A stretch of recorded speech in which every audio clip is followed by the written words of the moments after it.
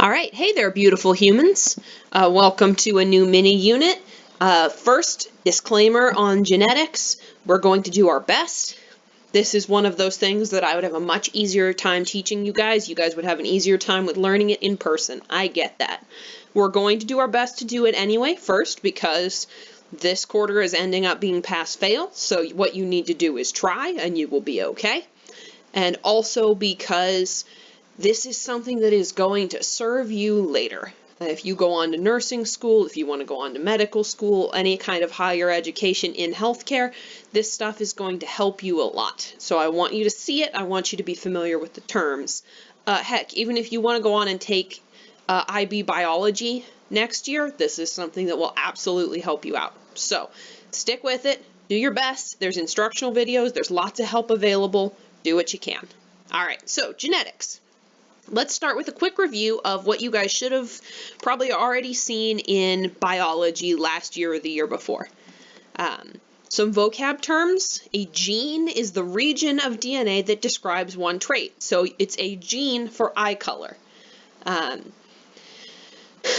gene for sickle cell anemia.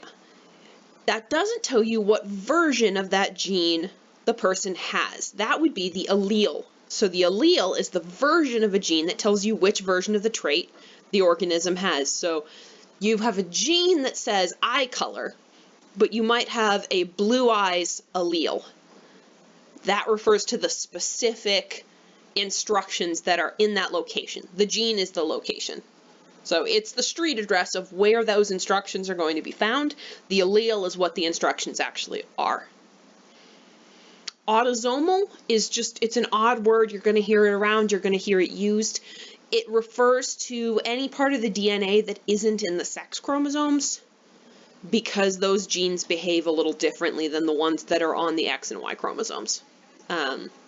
So you'll sometimes hear autosomal recessive, autosomal dominant. That's just to remind you that it's different from things that are recessive or dominant and are on the sex chromosomes. We'll talk about sex-linked conditions later. Anything that isn't sex-linked is autosomal. Finally, two terms that are quite similar to each other, I think are pretty easy to tell apart, but you're going to hear me use them. We each have two alleles for any given trait. So each gene, you have two copies of it, one from your mom, one from your dad. If those two copies are different, you have two different alleles for that gene, you are heterozygous. If you have two that are the same, two that match, you are homozygous for that trait. This is easy to remember. Hetero means different, homo means the same. When you're talking about a person's attractions, hetero, different from you, homo, the same as you. When you're talking about a mixture, like some of you have probably already done in chemistry, a homogeneous or homogeneous mixture is smooth, everything is spread out. Heterogeneous is made of different chunks. So hetero, different, homo, same. Common root, very important in science. DNA, you had this in honors bio. What is DNA? It's short for deoxyribonucleic acid. It's the storage molecule for all of the genetic instructions for an organism or for a whole species. It's what we get passed from parents to children, and it decides the traits of an organism. Friendly reminder, you've got three parts in each nucleotide or each section of the DNA. DNA is repetitive. If you look at the pictures over here on the right, you'll see that you get this same three little parts over and over again. The deoxyribose is this five-sided sugar here. The P group is represented here as a circle. These guys, between them, make up the backbone. It's what connects the strand of DNA together. So the backbone of the strand is the phosphate and the sugar. Deoxyribose is just a particular type of sugar. The third and most important part is what's called the nitrogen base. If you remember from honors bio, those are your A's and T's and C's and G's. You might remember that they like to pair together with each other. A likes T and C likes G. Those are the ones that want to be together. And the order of those A's and T's and C's and G's is your genetic code. It's what gives instructions for all of your traits in your body. Finally, chromosomes. Your DNA is not one big long strand. It's broken into chunks, the same way that if you remember when you were in elementary and middle school, you went to the media center, there was an encyclopedia. It wasn't one big book, usually, it was 20 books, because dealing with something that is that huge would be a real pain in the butt. So just like the encyclopedia, your DNA is split up into pieces. You can see a picture on the right there. These are some chromosomes from one particular cell. Each cell has 2 copies of each chromosome. So here is chromosome 1.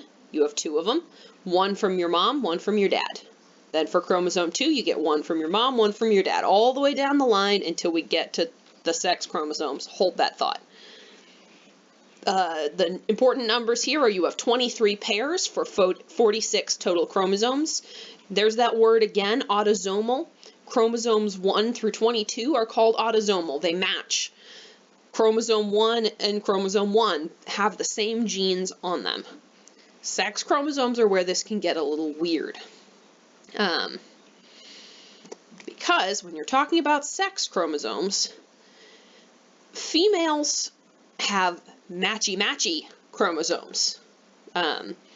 That with females, it continues usually to be true all the way to the X chromosome that they have 2 that are alike, they match.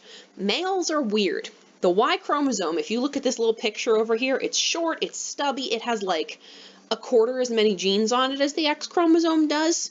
So those 2 don't match. Males have this little weird mismatched chromosome situation on chromosome 23, or the sex chromosomes.